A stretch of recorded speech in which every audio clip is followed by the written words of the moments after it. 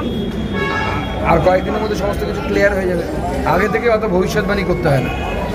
CA নিয়ে শাসক দল জেলা পর্যায়েও বিরোধিতা করছে, কি বলবেন? নির্বাচনী হাতিয়ার করবে বলে তৃণমূলের উদ্বাস্তু সেল বলছে। না না, তারা তো করবেই। তারা তো মানুষকে, অত্যাচারী মানুষ যারা বাংলাদেশ থেকে এপারে আসতে বাধ্য হয়েছে, এই গঙ্গারামপুরে বেশিরভাগ মানুষ, তারা তো ওপার বাংলার মানুষ, এপার বাংলাতে আসতে বাধ্য হয়েছে। আমার ঠাকুরদা 1947 সালে বগুড়া থেকে এপারে চলে আসতে বাধ্য হয়। তো তারা কি দোষ করেছিল? তাদেরকে সরকার মাথা উঁচু করে বাঁচতে দিতে চাইছে।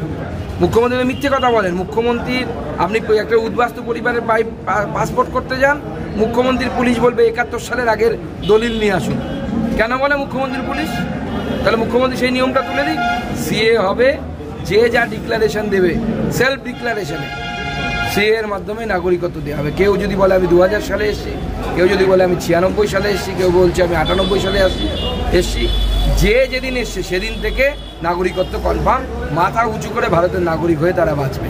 কারো নাগরিকত্ব যাবে না, সেই দায়িত্ব বিজেপি নিচ্ছে। সুকান্ত ঠিক, এই সিএ নিয়ে জল্পনা সৃষ্টি হয়েছে গ্রামগঞ্জের মানুষদের মধ্যে, বিভ্রান্তি সৃষ্টি হয়েছে। কোনো বিভ্রান্তির জায়গা নেই, অত চিন্তা করারই দরকার নেই। সিএ সবার জন্য না, আমার জন্য সিএ না, কিন্তু যাদের দরকার তাদের জন্য সিএ। তারা সিএতে অ্যাপ্লাই করবে, করে নাগরিকত্ব পাবে। সিম্পল ব্যাপার, কিচ্ছু লাগবে না। সেটা কারা? তারা হচ্ছে বাংলাদেশ থেকে আগত। আমাদের ক্ষেত্রে বাংলাদেশটাই প্রযোজ্য, যেহেতু পশ্চিমবঙ্গে বাংলাদেশ থেকে আসে হিন্দু, বৌদ্ধ, জৈন, শিখ, এরকম সংখ্যালঘু সম্প্রদায়ের মানুষ, যারা বাংলাদেশের সংখ্যালঘু সম্প্রদায়ের মানুষ, তারা নাগরিকত্ব পাবে। এটা নাগরিকত্ব দেবার আইন, নাগরিকত্ব নেওয়ার আইন নয়। এটা নাগরিকত্ব পাবে কিছু লোক, কারো কিছু যাবে না, আমারও কিছু যাবে না, আপনারও কিছু যাবে না। দাদা, তাহলে কি সিএ নিয়ে গ্রামগঞ্জে কি বিজেপি কর্মীরা সঠিক তথ্য পৌঁছে দেবে সাধারণ মানুষের কাছে? সাধারণ মানুষের কাছে আমরা সঠিক তথ্য পৌঁছে দেবো। সিএ এর মাধ্যমে মানুষ নাগরিকত্ব পাবে। যাদের ইচ্ছে তারা সিএতে অ্যাপ্লাই করবে। সিএ তো ম্যান্ডেটরি না। যাদের মনে হবে যে আমি করব তারা করবে, যাদের মনে হবে করবো না, করবো না। সিএ নিয়ে একটা আতঙ্কের মধ্যে রয়েছে, কান পাতলে শোনা যাচ্ছে যে এখানে বাংলাদেশ চলে যেতে হবে, চলে যেতে মুখ্যমন্ত্রী মিথ্যে কথা প্রচার করছে, মানুষ আনন্দে আছে। সিএ নিয়ে কারো কোনো ডাউট নেই। অমিত শাহ যেটা বলে সেটা করে।